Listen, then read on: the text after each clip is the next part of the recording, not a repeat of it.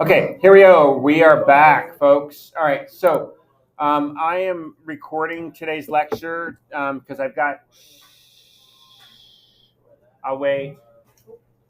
And again, just to reinforce, right? If you're talking when I'm talking, that's the first step in me moving you to another table. Okay, and so just let me talk when I'm talking. All right, when I'm beginning lecture, just stick with me. All right. So we are 39% of the way through this semester, ladies and gentlemen. So things are cruising right along. Before you know it, in another 2 weeks, we'll be at the 50% mark. You'll be basically, what is that? That puts us three-quarters of the way through the school year. Okay, that's pretty exciting in 2 weeks. All right. Jumping in again, reminder: we have conferences this week, so I will we'll be doing lab for culinary arts on Thursday. Okay. We'll do mise en place tomorrow, as well as I'll do demo tomorrow. Okay. So I'll be extending out the demo. So as I said, we're doing bechamel sauce, which is a white sauce, and then we'll be extending that out next week into baked macaroni and cheese. Joe, I'm going to move you if you keep it up. All right. So baked macaroni and cheese gets extended out next week. Okay. And so we'll be doing that as a pasta cookery. And then this week I'll do a cream sauce demo tomorrow. And I'm going to sort of tweak that and make it a pesto parmesan cream sauce. So we will be having something to eat still this week, but it'll only come from the demo because you will not be producing anything to eat. You'll just produce your sauce. You'll taste it as part of your slat. You'll do a quick taste of it, and you'll stow it up for next week. Okay, and then we'll use it in the baked macaroni and cheese. So conferences again. You're not with me on Wednesday. One thing, I've updated all grades for this week. As I say, typically on Mondays. Okay, on Mondays I update your grades, so everything's updated in Skyward, and a lot of students went down. Actually, the F number went up from this chart. I just finished it during lunch, and so when I give you time to get on your Chromebooks today, after you're done, after I'm done lecturing, the first thing you're going to want to do is check your grades. Okay, I want to urge you. I have reached out to all of the parents of students who have an F in the class currently. Okay, but things changed this week. Okay, and there's now more Fs, and so as a result of that, those additional students will be receiving a notification from me as well, to urge their parents to come and meet with me during conferences. So I haven't had any conference requests. So if you feel like you need help and want to come in and be accountable to the conversation with your parents, or if you just want to come in and conference with me, you're welcome to do that. So. Okay, quick industry career pathway opportunities. So I'm going to show you a little video on being a pastry chef here. Today we are making a delicious 70% fleur de cow black forest. Stay tuned for more wonderfully delicious delights. Not everything's like those pastry shows.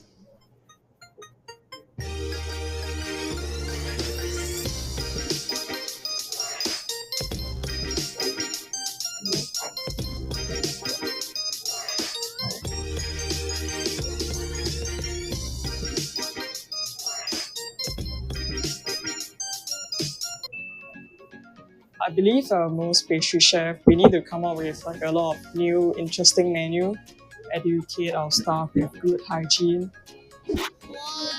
Each weighing of ingredients is very important because there's actually like a lot of science towards pastry, so we need to read up quite a lot to like handle more of the technical items. Besides being creative, it's actually a very physical work itself. We do need to carry like sugar that comes in 10 kg bags, flour that come in 25 kg bags. At the start of the day, I'll do the production. Production consists of making of the cream, making of the insert, and assembling the cakes or tarts. We'll have a lunch break. We'll do R&D. I'll get inspiration from my staff, social media.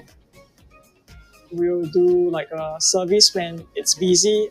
The production team will help the service team wrapping of the counter, topping up, and also serving the customer. We also need to do ordering for the next day, like grocery shopping. After we finish the all-day service, we will do a massive cleaning of the kitchen with soap and water, wipe down and sanitize fully. is there anything else? Okay, in the pastry industry, there's actually different ranks. We start off with commis 3, which is the lowest rank, commis 2, followed by commis 1, followed by a chef de partie, junior sous chef, and pastry chef. There's even more higher positions, but it's normally found in the hotel industry instead. My education pathway is from studying pharmaceutical science in Poly. I actually did my work rotation inside a hospital. But I didn't want it to be my last job. I think pastry is closest to what I desire. I did my studies in a local baking pastry academy. It's only around 1.5 years compared to a 4 to 5 years studying in a uni. I started with my internship in a local French bakery. I feel it's not enough creativity for me over there anymore. So I moved on to the hotel industry instead. I actually carried on my passion over there for close to 5 years before I started my new place over here. It actually came as an opportunity for us. So me and my business partner, Rachel, we decided that it's time to start something up. That's how Pura came about. What people see online, maybe pastry is a very easy thing, but it actually requires a lot of knowledge and experience. We need to increase and cut down our recipes very precisely. Any grammage error will lead to a big mistake in baking.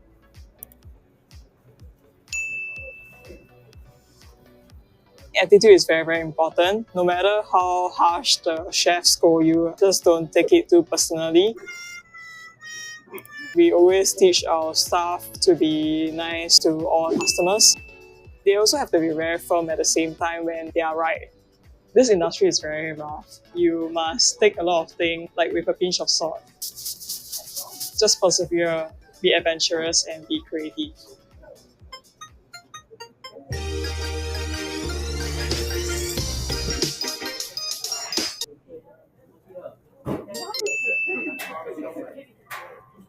Okay. All right. So another reminder, just a look into the industry, but another reminder just about what's going on here for Chef of the Week. A reminder that you want to make sure on the kitchen station organization slide that you're actually, some of you are submitting like your technique pictures here. Okay. What I'm looking for is to see, as it says here, on Friday, use the photo guide, which is these laminated documents that I've shown you before, to ensure the equipment is stored properly. And then you're going to produce 4 pictures evidencing that your station is reset. One of the things that I just want to urge you is this is going to help us have the equipment that we need at our stations, and it also ensures that you're getting the grade that you want for your slat for Chef of the Week. There's a QR code. It's actually not on the table anymore. It's on your cupboard, but I just want to urge you to make sure you're completing that part of that assignment correctly.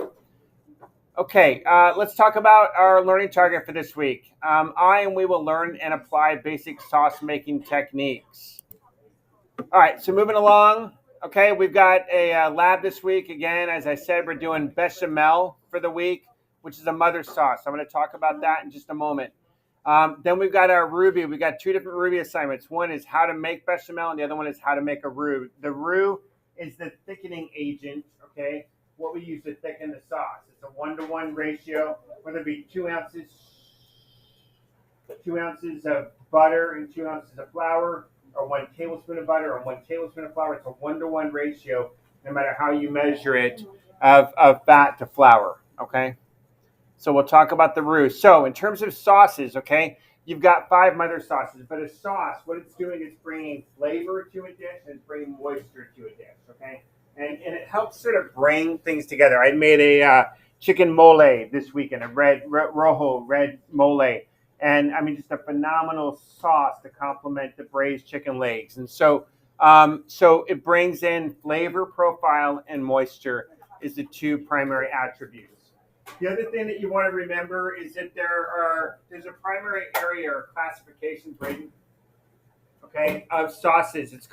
They're called the mother sauces, okay? And the mother sauces consist of sauce bechamel. Everybody say bechamel. All right, sauce velouté, say velouté. Say velouté. All right. Then you got sauce hollandaise. Say hollandaise. Okay, you might have had that with what dish is classically that served with? Eggs Benedict. Yeah, correct. Okay, sauce tomato sauce. Okay, and then sauce Espanol. Say Espanol. All right, just sort of like the word Spanish. Okay, and that's a brown sauce or a meat-based sauce. Okay, so these are the mother sauces. All right, Espanol, Bechamel, Veloute, Hollandaise, and sauce tomate. Okay, and you're going to see on the right-hand side of the slide here, there's going to be derivative sauces that come out of these sauces. So you're going to have the mother sauce, and then you're going to have a bunch of sauces. You incorporate different ingredients with the sauce, okay?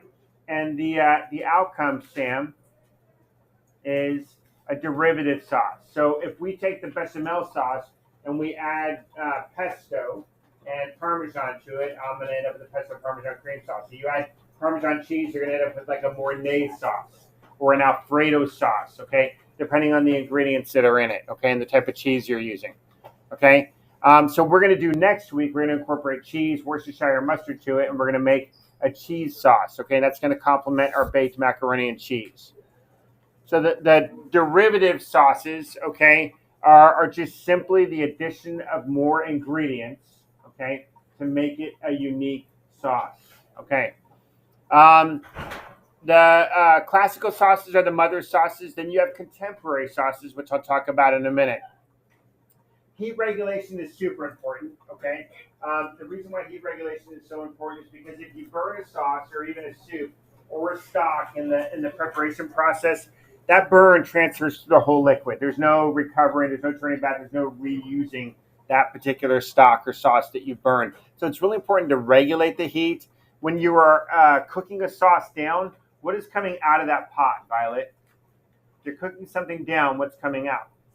Steam. Yep, it's evaporation, right? So evaporation means that everything that's left in that pot is going to be more what? Anybody have a guess on what that might be? Yeah, thicker and more concentrated in flavor, right? So that's what happens when you reduce a sauce, okay? And then you have a stock, all right? Stocks are basically, Joe? Last one, okay? I know, I'm just trying to clean something over there. I'm trying to get the hot water to get to our kitchen.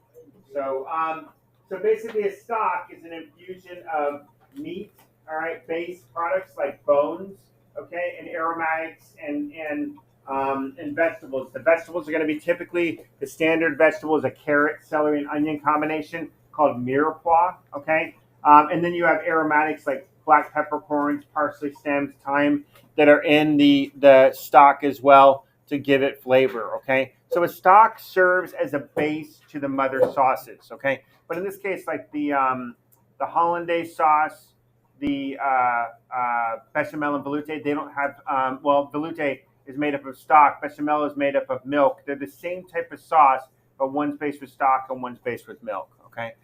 And then thickening agents, all right? So I talked about the roux is a 1-to-1 ratio of fat to flour, okay? It serves as a thickening agent. And then you have modified starches like cornstarch that are used to thicken items up.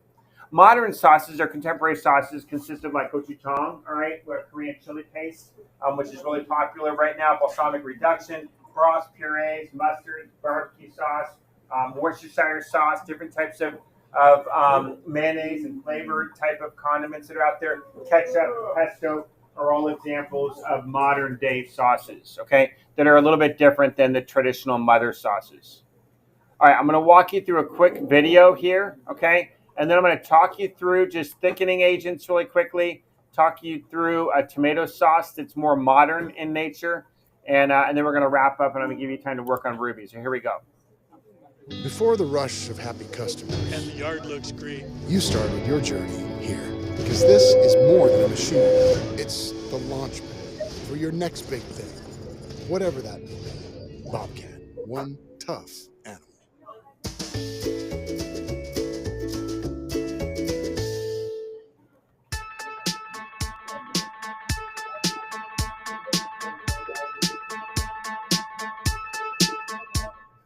Today we are covering the 5 mother sauces. They are the basis of most French sauces, and they are simply a fat, a flour, and a liquid. And so our first one is bechamel. Bechamel is a white roux. It's equal parts flour and butter and milk. And it is the basis for sauces for lasagna and macaroni and cheese. And you can make cheese sauce just by adding Parmesan or Gruyere to it. So we'll add a little bit, and now it's Mornay. And our second sauce, velouté, is very similar to bechamel. It's also started with a blonde roux, so equal parts fat and flour, and then you can use a white stock.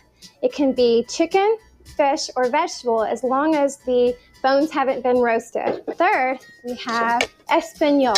Espagnole is also called brown sauce. You start with a brown roux, so you're going to cook the flour and butter until the roux is mahogany consistency. And from here, you'll add either a beef or veal stock. So it's used a lot for meat sauces. And fourth, we have hollandaise. Hollandaise is one of the only mother sauces that's actually used as is.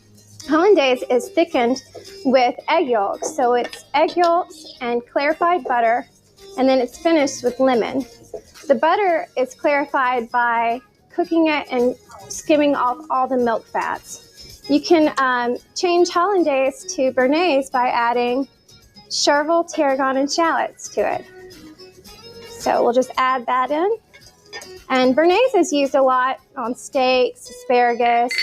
It's really a fancier version of hollandaise. And you can use white wine instead of lemon if you'd like, but that'll stop the cooking process. And our last sauce is tomato. I've got shallots, carrots, celery, and some red peppers and rosemary. And we're going to take our Juliette tomatoes that we have roasted and came straight from the garden. So we're just going to add this. We've already cooked down our vegetables to get a little caramelization on them. And add a little bit of chicken stock to it. You can use vegetable stock if you're trying to keep it vegetarian. And then we're going to go straight into the food processor with it.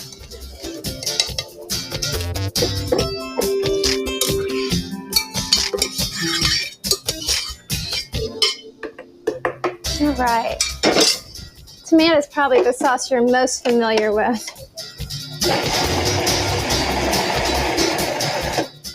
All right.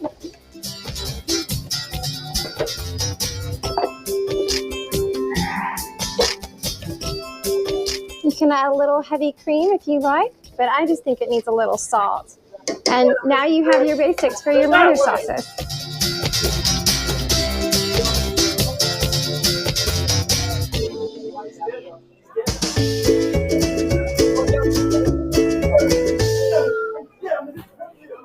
Your father knows about saving money. Everything I'm wearing, I've had since boot camp. And I just saved on my car insurance for driving safe with USAA. Auto insurance that flexes with you. Fit to fit. That's what we're made for.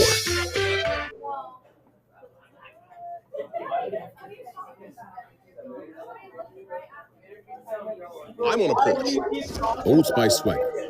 Buy it on Instacart now.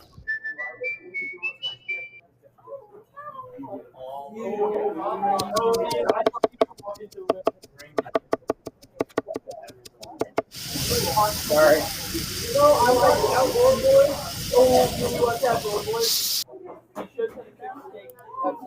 All right. All right, bring it in, bring it in. Okay, so here's an example of a modern day sauce. Okay, so what I used to do, I mentioned to you earlier on, hi Chase, bye Chase. Bye. Earlier on in the semester, I mentioned to you about personal chefing, okay? And this is an example of just a modern day sauce that I would make. So I take heirloom tomatoes, throw them into a wood-fired oven, all right? Throw some raw onion in with it, basil, olive oil, and simply take that charred tomato and puree it up, throw it back in the oven, reduce it down. We were talking about reduction, and get that consistency to make pizza sauce out of. And so this is an example of just taking that traditional classical sauce tomato sauce and doing a variation of it, wood-fired, developing flavor in a different way. Just was a killer way to do sauce. I loved the personal chefing job that I had, and enjoyed that creative opportunity that I had to express myself in a different way with food. And this was a blast. I told you guys when I was talking about careers, it paid quite lucrative. I mean, I get paid on average around 50 to 75 bucks an hour for what I did. And so it was quite a good gig.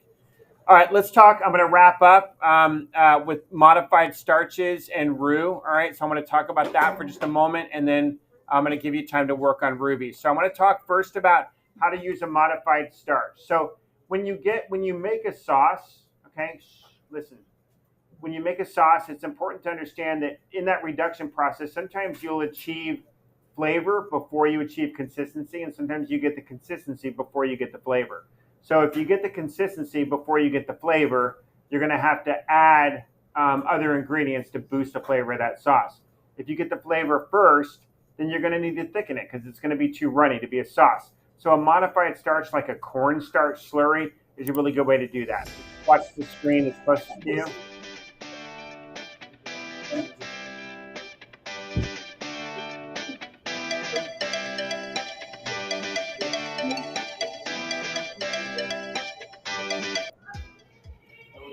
Today we're going to talk about another way of thickening sauces or soups for you. We are going to do what's called a cornstarch slurry.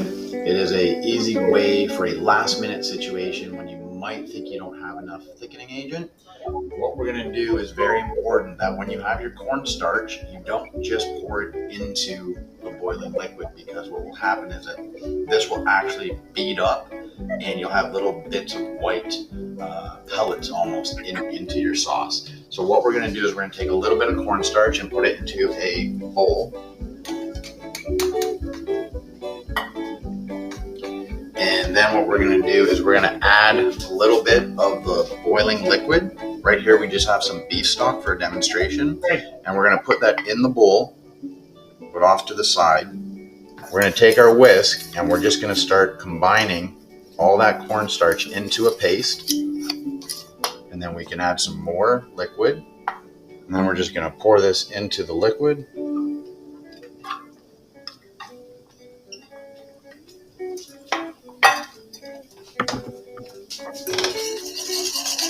And as you can see, it starts thickening up right away.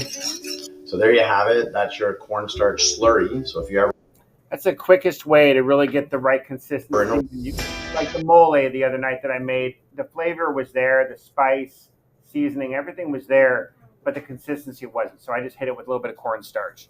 All right, now a roux is another way, and this is a longer methodology. You cook down the butter and flour, the ratio of butter and flour 1-to-1. You cook it down on the stove to the color that you want to achieve, okay? And then you incorporate that into the sauce to thicken it. So I'm going to show you really quickly how to prepare a roux here.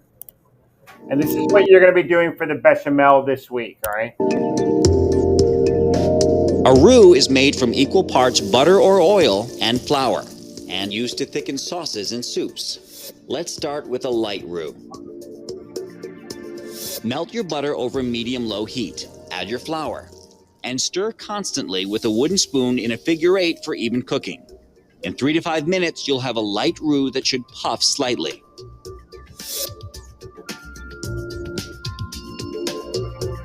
It should look like this. For perfect gravy, you want a brown roux, so cook a little longer.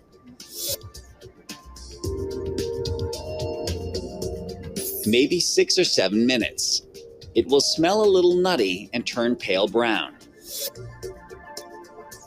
If you take it even further, 8 to 15 minutes or longer, you'll get a dark roux. This is great for Cajun and Creole cooking.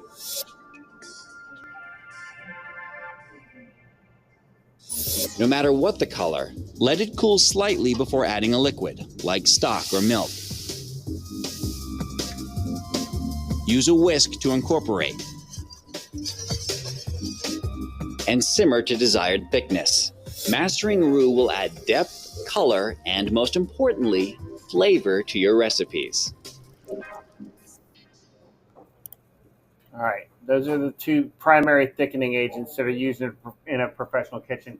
The thing about the roux is you cook it to develop flavor for the dish, and so the longer you cook it, obviously the browner it gets. So you can see roux, typically for a bechamel, you're going to be up here at sort of the blonde roux area, up in this top area. You're going to cook it for a very short period of time, and it's ready to go, okay? But if you want to get into like peanut butter roux or etouffee, brown roux, making roux for gumbo, you continue to cook it low and slow until you achieve the right color and flavor profile for the type of dishes that are from the Cajun Creole type territory down in South Louisiana area.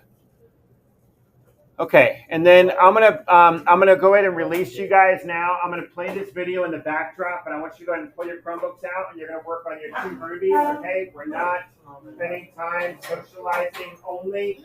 I want you to work on your rubies. Okay, you got 2 rubies to do this week: how to make a roux and how to make a bechamel.